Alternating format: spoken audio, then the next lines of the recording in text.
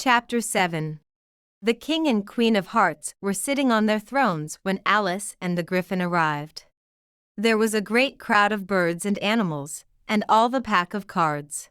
Soldiers stood all around the Knave of Hearts, and near the king was the White Rabbit, with a trumpet in one hand. In the middle of the room there was a table, with a large plate of tarts on it. They look good, thought Alice, who was feeling a little hungry. Then the White Rabbit called out loudly, "Silence!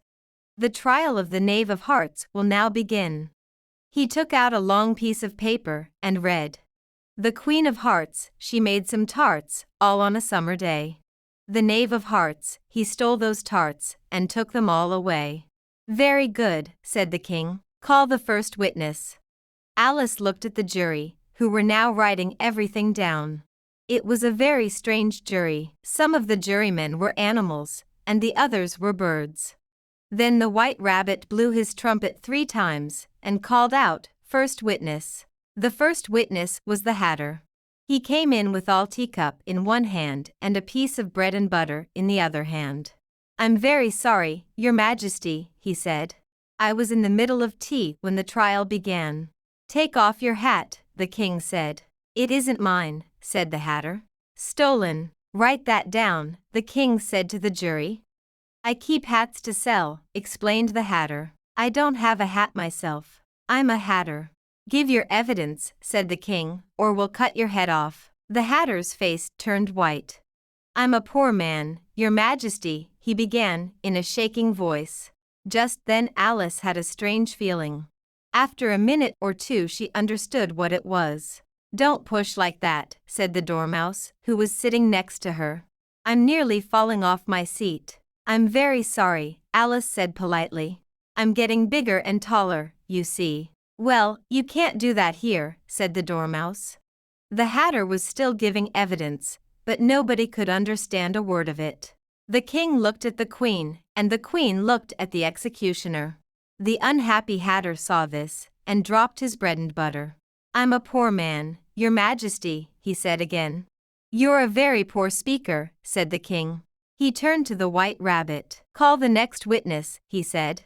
The next witness was the Duchess's cook, who spoke very angrily and said that she would not give any evidence. The king looked worried and told the White Rabbit to call another witness. Alice watched while the White Rabbit looked at the names on his piece of paper. Then, to her great surprise, he called out loudly, "Alice." "Here," cried Alice, jumping to her feet.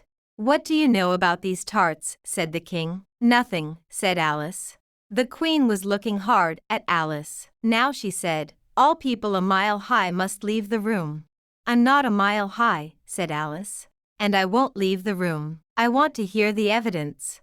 "There is no more evidence," said the king very quickly. "And now the jury will." "Your Majesty," said the White Rabbit, jumping up in a great hurry. "We've just found this letter. There's no name on it, but I think the knave wrote it." "No, I didn't," said the knave loudly. "Read it to us," said the king. "Where shall I begin, Your Majesty?" asked the rabbit. "Begin at the beginning," said the king, "and go on until you get to the end, then stop." Everybody listened very carefully while the White Rabbit read these words. "They tell me you have been to her, and talked of me to him.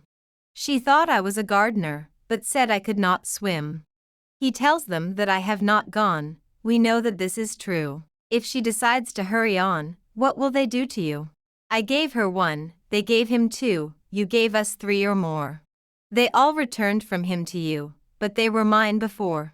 "That's a very important piece of evidence," said the king. He looked very pleased. "Now the jury must, if anybody in the jury can explain that letter," said Alice. She was not afraid of anything now, because she was much bigger than everybody in the room. "I'll give him 6 pence. It's all nonsense. It doesn't mean anything." The jury busily wrote this down. "She thinks it's all nonsense." "All nonsense, said the king. He read some of the words again.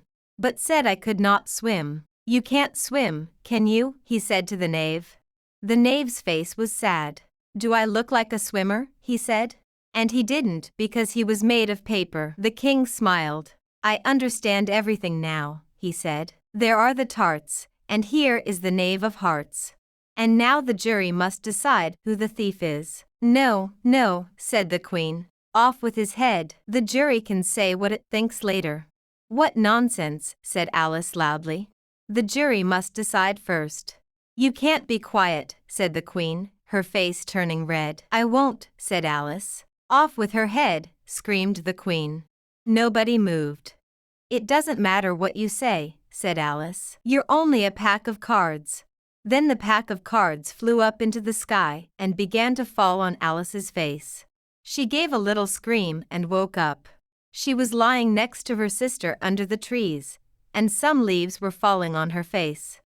Wake up, Alice dear, said her sister. You've been asleep a long time. Oh, I've had a very curious dream, said Alice, and she told her sister all about the strange adventures in her wonderful dream.